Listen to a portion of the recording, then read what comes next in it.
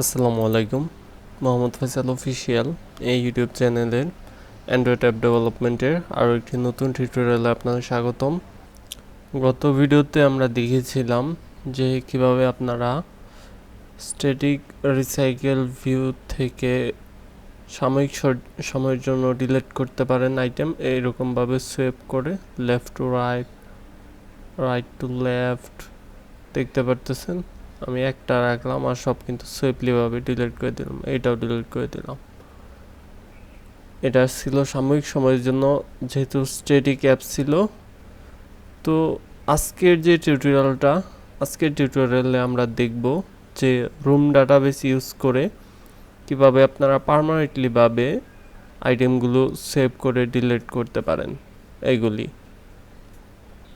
তো আরেকটা বিষয় হলো যে আমি কিন্তু এটার সোর্স কোডটা আমি গিটহাবে আপলোড করে দিব, তারপর সেখান থেকে আপনারা ইজিলি আপনাদের অ্যান্ড্রয়েড স্টুডিওতে ইম্পোর্ট করে নিতে পারেন। এটা মূলত একটা নোট অ্যাপ, মোটামুটি অ্যাডভান্স লেভেলের কাজ করা হয়েছে। যেমন 4টা আইটেমের ভিতর একটা আইটেম ডিলিট করে দিলাম, এটা যদি এখন আমি রিওপেন করি তাহলেও দেখতে পারবো 3টা আইটেম। এটা আমি আরেকটা ডিলিট করে দিচ্ছি, দেখতে পারতেছেন। এখন আমি এটা সরিয়ে নিলে 2টা আইটেম।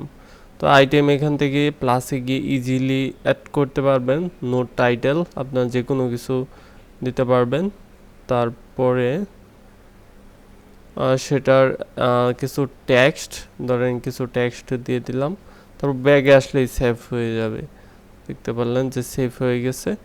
এটা কিন্তু থাকবে, যেমন রুম ডাটাবেস এটা সেভ থাকবে, সেভ করলে ডিলিট করতে পারবেন। তো সেভ ডিলিটটাই মূলত রিসাইকেল ভিউতে কিভাবে করা যায় সেটার উপরে ভিডিওটা থাকবে, আর কোনো কোড লেখা হবে না। আর সম্পূর্ণ কোড আমি গিটহাবে লিঙ্ক দিয়ে দিব, সেখান থেকে আপনারা ইজিলি ইম্পোর্ট করে নিতে পারবেন। আমি মূল কাজে চলে যাচ্ছি।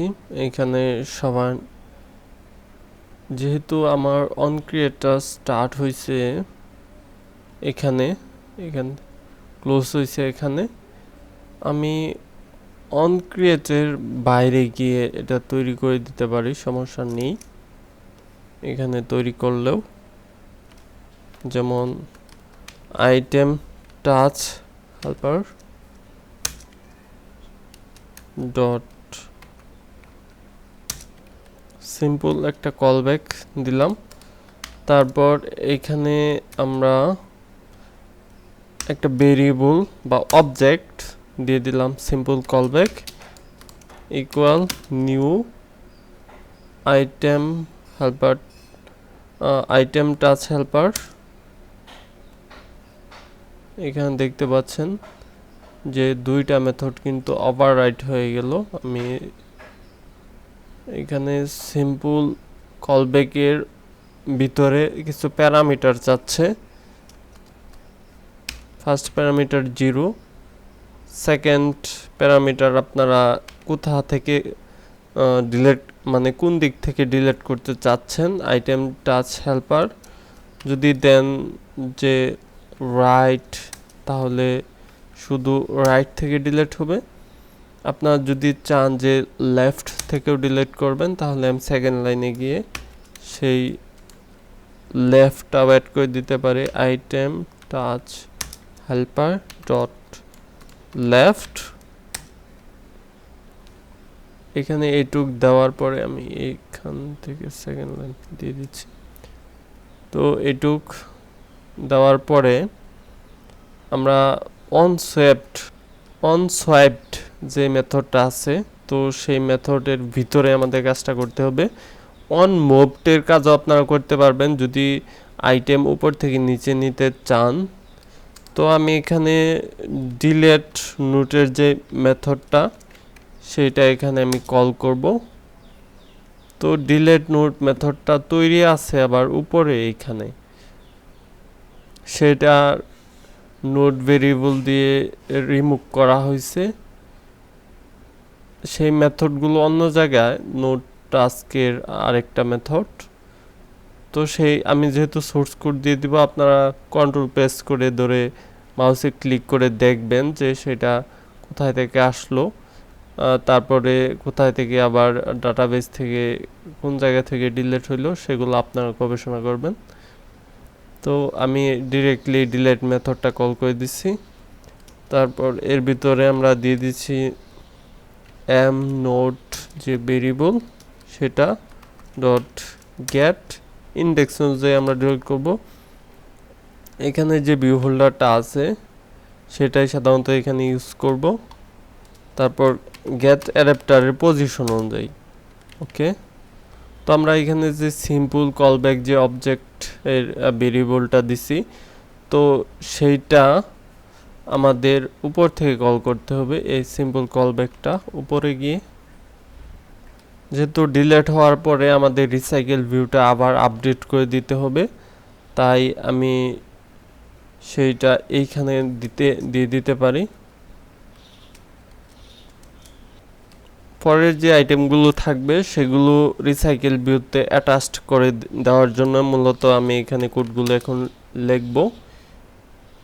নিউ আইটেম টাচ হেল্পার, তারপর এর ভিতরে আমি সেই কলব্যাক দিয়ে অ্যাটাচ টু রিসাইকেল ভিউ, এর ভিতরে দিয়ে দিচ্ছি আমাদের যে রিসাইকেল ভিউর ভেরিয়েবল এম রিসাইকেল ভিউ। তো সিম্পল এই কয়েক লাইনই কোড আপনারা